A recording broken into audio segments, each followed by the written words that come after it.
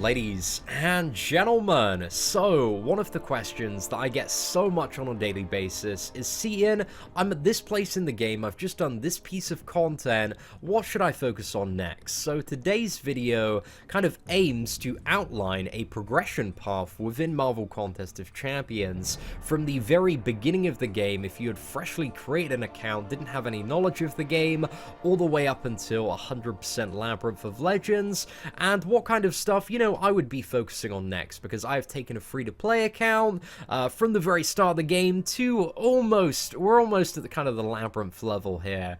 So I have some very, very recent experience, you know, building up a brand new account myself, and hopefully as we progress through this video, I can drop quite a lot of, you know, pro tips and hints on how to move through the game most effectively to get to the really, really good rewards and getting the incredible 5-star champion stacks of shards as quickly as possible. But anyway, we need to start somewhere, and that somewhere, ladies and gentlemen, is the beginning. So Act 1 completion is the obviously the first thing to push for, but if you find yourself without any 3-star champions by the time that you've completed it, it's a good idea to go back and explore it for the 3-star champion, and also the units, which you should never spend on crystals, but you should work to save up to afford 2 masteries called Parry and Evade, which we'll talk about in a little bit. And then the next thing to kind of tick off the list is you want to have a look at the monthly event quest, and that's kind of always under the tab. It's kind of on a 4 or 5 week cycle, and there are a total of 5 difficulties to this, but the best one to start off with is beginner if you are a brand new player, so just focus on the completion of that. The exploration, it's not really worth the time, to be honest, but the completion is always good to get on a monthly basis just for the units and also the very small stack of rewards there. But once you've done that, and you'll probably sail through those 2 things very, very quickly. The next thing is Act 2 completion, and this features Kang as the final boss here. Act 2 completion isn't too difficult at all, but one of the things and pro tips that I have is ignore the exploration of Act 2. For 100% exploration, you just get a 3-star champion, and yeah, 3 stars drop like absolute crazy in this game, so you don't really need to kind of waste the time and energy going back and sorting that.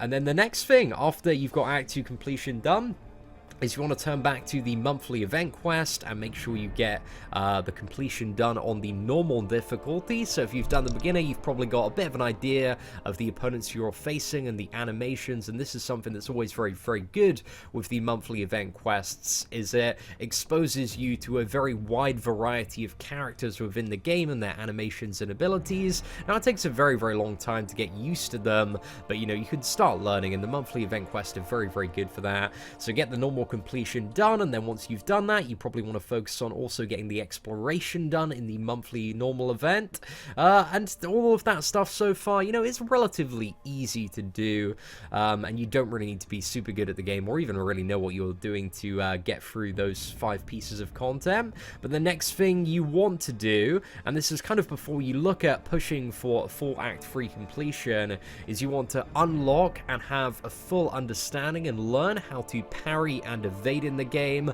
These are such core skills, and once you learn how to parry and evade, pretty much every single matchup becomes significantly easier, and I do advise kind of in my pro tips for beginners video to learn this as soon as possible. But this is kind of the cutoff point where you will definitely want to learn, you know, how these abilities work and have them, or you're going to have a significantly more difficult time moving forward in the game. So yeah, once you've learned how to parry and evade, you've got Act 3 completion, which features Thanos as the final boss. Thanos is just a big chunky monkey. He has an ability which reduces your attack significantly, but if you know how to parry and evade, like, he doesn't really do anything too special. He's pretty easy to deal with if you have a good grasp on the game, so that's pretty cool. And then you can push, you know, once you've downed Thanos, you'll probably have the confidence and skill level to look at now the heroic difficulty of the monthly event, and you want to push for a completion in that, ideally every single month, but it's something next to tick off your bucket list there. And then once you've done that, you want to go back in Act 3 and have a look at the exploration. Now, you can do this before you push for monthly event heroic, but you know, the monthly events, one thing to to obviously keep in mind is that they are on a very, very limited time frame, so it's always a good idea to push as much as possible in every single monthly event that you can, you know, get as far as you possibly can, because the rewards and the time frame for those rewards is limited in comparison to static content. Which is always going to be there, never expires. So yeah, keep that in mind. And then Act 3 Exploration, you go through that 100%. Like, there's nothing too difficult getting that done 100%. And then you get a guaranteed 4-star crystal, which you might already have a 4-star champion via doing stuff like Alliance War, some of the logging calendars and stuff. There are always crazy ways that 4-star crystal shards seem to be giving out nowadays. But that is a way to get a guaranteed 4-star champion, which is going to be pretty damn helpful then. And then again, you want to turn your focus to the monthly event and get the heroic exploration done. So that's going to give you some pretty nice stuff for heroic exploration. If we have a look at the rewards there, I believe there are some 4-star shards on offer. There are also some 4-star shards on offer for the completion, but the like, you got some 5-star shards, you got a T4 basic, which is very, very valuable to farm every single month to help you start taking 4-star characters up to rank 4 level 40, which is a really, really decent power level for a champion. And as we're going to talk about soon, 440 champions can take you very, very far in the game. So there's a lot of good stuff associated with heroic exploration. So yeah, even at my level, man, I always make sure to do 100% every single month. So once you have, you know, Act 3 fully explored, you've got the monthly event Heroic on farm 100% every single month. The next thing you probably want to be having a look at, which is quite the journey, is the Act 4 initial completion there. Like, the missions in Act 4 are incredibly long, and it takes a little while to do and quite a bit of energy, but it's great to get through. By the time you're at the end of Act 4, I think you'll be a significantly better player, and Maestro is quite deserving of the final boss, man. He's super, super fun to fight, has a very punishing special one if you do get hit by it, but power lock and stun champions are really super great for that. So yeah, Act 4 completion is a good thing to tick off the list there. And once you've got Act 4 completed, then you are probably going to feel at the level where you're quite a bit more confident in terms of the combat, and you want to turn your attention to the monthly event Master Mode and try and get the completion in that every single month. That's a bit of a step up in difficulty in terms of Act 4, but you know, it's possible to do, very possible to do, and you should probably have some 4-star champions at rank 4 by this point. And then once you've done the monthly event Master Mode completion, you've got Act 4 out of the way, then you want to focus on the exploration for that, because again, Master Mode is just absolutely fantastic rewards on a monthly basis. It's like a guaranteed 4-star champion via all the chapters. So the completion, it gives you 500 shards, but then 100% completing every single chapter also gives you 4-star shards. And if you don't feel like you can push for 100% in all of it, it's still very, very good to do each chapter, because you can see, like, you know, chapter 1 is generally like pretty easy to do, chapter 2 is like intermediate difficulty, but then chapter 3 100% is generally much harder. But if you don't feel like you can do chapter 3 100%, still make that push for chapter 1, chapter 2 100%, because you're still going to get this stack of 4-star shards and 5-star shards and T4 basic and T4 CC crystals and a premium crystal. So there's some really, really good stuff there. So it's a good idea to push as much as you can in the Master Mode difficulty as soon as you possibly can. But anyway, let's move on to kind of the next subsection. So this is, you know, I've put here as a bit of a cutoff note, the 4-star 440s and above, ideally for kind of the average player to have an alright time, or a pretty good time clearing these pieces of content. So yeah, you've got the monthly event Master Mode exploration, and then you kind of have two things that you can do, but potentially skip, and we'll talk about why it may be a good idea to skip these. So you've got Act 4 exploration, which if you've done the completion, is a little bit of a step up in terms of difficulty, especially in some paths. Some maps are really, really easy to get done, but Act 4 exploration is huge. It's incredibly time consuming, incredibly energy consuming as well, and can take people, you know, weeks to months to do. Like, it's very, very big, and it's one of the most tedious and annoying things in the game, but the rewards for it, you know, are pretty decent. They're pretty dank. You get some guaranteed T4 CC, you get some 5-star shards, and it is a stepping stone. If you feel you need those rewards, if you feel you need to practice fighting in Act 4, It's a good thing to do, but you can delay it. And a similar thing with kind of Realm of Legends. Like Realm of Legends, you get some T4 basics, you get 3 unique 4-star characters, you get Rhino, Cyclops, Ronan, and Ronan can be very, very helpful for a lot of events and any scenario where there is increased power gain, because he can like guarantee a stun on a special one, and you can just keep on spamming the special one for infinite stun. So Ronan he's a good tool to pick up, but you know, you can delay it if you want. If you feel like, you know, it's something that you don't really want to focus on, and if you want to push for the next stage of the game, which is kind of the uncollected territory, and this is where stuff in terms of the end game rewards can become pretty insane on a monthly basis if you can get it done. So once you've done Act 4, obviously the thing is Act 5. That is the next challenge, the next frontier here. Now, Act 5 Chapter 1 completion is kind of a good introduction and a good stepping stone into Act 5. My advice for people around this level is always like, try the maps out. See if you are playing well enough to progress through this stuff, or if it's going to be a little bit too difficult. And I think most people find that it's not really as bad as they anticipated. So yeah, keep on pushing through Act 5, but the kind of goal initially in Act 5 is to get to the Collector, which is the final boss of Act 5 Chapter 2. Again, I would just focus on like making a direct route as quickly as possible to the Collector, because the Collector unlocks the Uncollected title, which does tons of stuff nowadays in Marvel Contest of Champions, and I think the biggest one for a lot of people is it unlocks uncollected difficulty in the monthly event quest, which the rewards for that are absolutely insane. They are going to buff up your roster so quickly and like absolutely bring in those endgame resources, give you direct access to 6-star champions, or after, you know, what is it? You can get a 6-star champion every 4 months if you do 100%. So yeah, there's some really good stuff in uncollected difficulty. You also get upgraded crystals in terms of the daily crystals, the free crystals, so it significantly reduces potentially the amount of units that you need to spend on like potions and revives, because those ones are much better.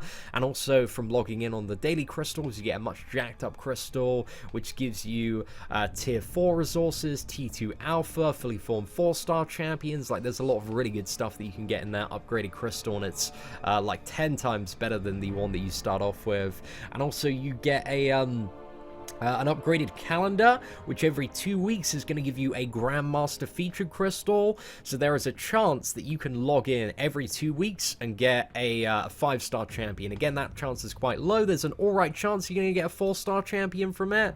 But yeah, I know people that have logged in and just got like a 5-star Iceman or Archangel or Gwenpool just for logging in out of their Grandmaster crystal. So yeah, that is very valuable, the uncollected title. And yeah, it unlocks the monthly event quest Uncollected difficulty, which if we have a look at the rewards for it, so Uncollected, I think is, in terms of difficulty, it's about like 2 to 3 times as difficult as Master Mode. So kind of use that as a benchmark to figure out, you know, am I struggling too much in Master Mode? Can I do this? But always you want to push as much as you can, because the rewards are insane for Uncollected difficulty. So, for getting the completion in it, you get a ton of, like, T2 Alpha fragments, you get some T5 Basic, 5-star shards, 6-star shards, and for every single chapter that you complete, you get 900 4-star shards as well. So basically, running through the completion in it every single month is going to give you, like, a 4-star and a half, 2,500 5-star shards, and yeah, like a small stack of, like, 6-star shards, some signature stones, and that's just for the completion, which is pretty easy to muster through a completion every single month that we've seen so far, maybe apart from the MODOK one, but this month especially has been significantly easier in comparison. So yeah, that's something that you really want to get on farm, and the next goal, you know, from then onward is to get the exploration as well, and push as much as you can to get that done as soon as possible, because once all these rewards, and they really start adding up, it's a total of 7,500 5-star shards, so it's very close to a fully formed 5-star every single month. For getting uncollected 100% on farm, plus like a 6-star champion, which starts off at kind of the 5-star rank 4 equivalent power level, and all these other resources. So yeah, uncollected 100% is kind of the big focus for somebody that wants to get like deep into those endgame rewards as soon as possible. And you know, it's certainly been kind of the priority to get sorted on my free-to-play account. But yeah, once you've got the kind of monthly event uncollected difficulty unlocked, you've got an exploration. Where do you go from then on out? So kind of my next piece of advice is always have a bit of a stash saved of units for occasional challenges that pop up. And in the current state of the game, we generally see like one of these challenges every like month and a bit, and these can be celebrity challenges. If you look up like Michael B. Jordan's challenge, Batista's, Chloe's, 6-star boss rush challenges, these can give a really nice chunk of rewards for very, very minimal effort and time invested. So it's always good to kind of keep those in mind and make those a priority when they appear. So yeah, keep that in mind. And then we have kind of the next tier of stuff, which is ideally 4-star champions at rank 5, level 50 and above for the majority of players. Again, some of the stuff can be done if you don't have champions quite at that level, if you are a super sick player. But hey, that's kind of just the general guidance there. And then, yeah, once you've got uncollected exploration 100% on farm every month, you want to be having a look at Act 5, Chapter 3, and Chapter 4 completion. So this is just really, really good to do. Just an initial run through, initial completion in Act 5, finishing off those final 2 chapters. They are a bit of a step up from kind of the stuff that you faced in Collector, especially Act 5, Chapter 3, in my opinion, is a little bit worse than Act 5, Chapter 4, generally speaking. But the final 3 bosses of Act 5, Chapter 4, you've got a really stacked Mephisto, a really stacked MODOK, and a really stacked OG Ultron with quite a bit of regeneration. But there are, you know, there are quite a few ways to deal with those characters now. So yeah, you just want to make sure that you're making, you know, good rank up choices, and you've got a bit of a heads up on that. But we have guides for both of those pieces of content on the channel if you want to check them out. And then the next thing, which to be honest I think is a very, very minimal priority at the moment because of how like unrewarding it is Road to the Labyrinth of Legends. And this is the piece of content that unlocks the Labyrinth of Legends, but really like the rewards in comparison to uncollected difficulty 100% every month has like 10 times the rewards of the Road to Labyrinth of Legends. You could argue that maybe it was like 20, 25 times the value. So that is why I always advise pushing as much as you can to get those monthly event quest uncollected rewards instead of like Road to the Labyrinth of Legends, because that's something that you can do at a later time. Like the rewards really aren't too great for it. But yeah, it's a little bit difficult, but it isn't too bad if you have the right champions as 4-star at 550 or above. So yeah, some cool stuff there. And then you have Learn to Intercept Like a God, and this one's kind of optional, but it's always advised for anybody looking to make their endgame life significantly easier. And what I suggest there, once you've learned to intercept by, you know, looking up some video tutorials on YouTube, watching some Labyrinth gameplay, is then you maybe want to make a push for Act 5 100% exploration. Again, you could do this if you wanted before the Road to the Labyrinth of Legends. It's just quite a journey to undertake, and I kind of suggest the progression order of 5.1. That's by far the easiest. 5.2, got some easy chapters, you got some difficult ones. Running the Collector like 5 more times is very, very annoying, but hey, it's you know, it is what it is. And then you've got 5.4 100%, which has a few challenges here and there, but then 5.3 is by far the most annoying. Just, I really hate that chapter, not a fan at all. But Act 5 exploration gives you absolutely insane rewards. Those ones are so incredibly pimped, and gives you the resources if you've picked up a very good champion or a god tier to potentially take a 5-star champion up to rank 5 if you wanted to, which when it comes to Labyrinth of Legends is going to make your life significantly easier. So yeah, these are the rewards for completion and exploration, and again, there's quite a lot of stuff in Chapter 4 as well in terms of bonus rewards. So much T4 CC as well for getting the completion, and that is something that I know a lot of people are always kind of struggling for when they are looking to progress into a bit more into the end game. So yeah, that's some cool stuff there. And then then once you've done Act 5 exploration 100%, then it's probably time to turn your attention to the Labyrinth of Legends. So you got the Labyrinth of Legends initial clear easy path, and Labyrinth of Legends 100%. And that's pretty much the game, man, in terms of like content that pops up. But there's also, you know, occasional interesting challenges and events going on that may be not included on this list, but I think in terms of kind of the base and core of the game, that's pretty much everything. But for Labyrinth of Legends, in its current state, and with, you know, Act 5 being so incredibly rewarding and offering these insane resources, I do think it makes a lot of sense for people to focus on Act 5 exploration 100% before they look at Labyrinth of Legends, the initial clear for that, because it's quite likely that you're going to, you know, get the resources to have a very, very strong Labyrinth option. It's going to give you a significantly cheaper run in Labyrinth of Legends if you do Act 5 before that. And yeah, 5-star rank 4s and above ideally. If you get a really good 6-star champion for doing uncollected as well, that could also be the use. Like, you know, you got some pretty good champions in there like Red Hulk and Angela, and some very strong damage dealers. So yeah, there are quite a few ways to get kind of a good Labyrinth of Legends option nowadays in the game. But anyway, ladies and gentlemen, that is it for the Marvel Contest of Champions progression path 2018. Gosh, I feel like I've just talked way too much there, but hopefully this video was helpful to you. Hopefully it's given you kind of a good direction of what you should be prioritizing, what you should be focusing on next. If you do want a link to this kind of progression path for reference, a link will be in the description of the video. If you did enjoy this video and found it helpful, feel free to smash that like button. That would help me out quite a bit. But apart from that, ladies and gentlemen, thank you so much for watching. Take care, and I hope that you have an absolutely fantastic day.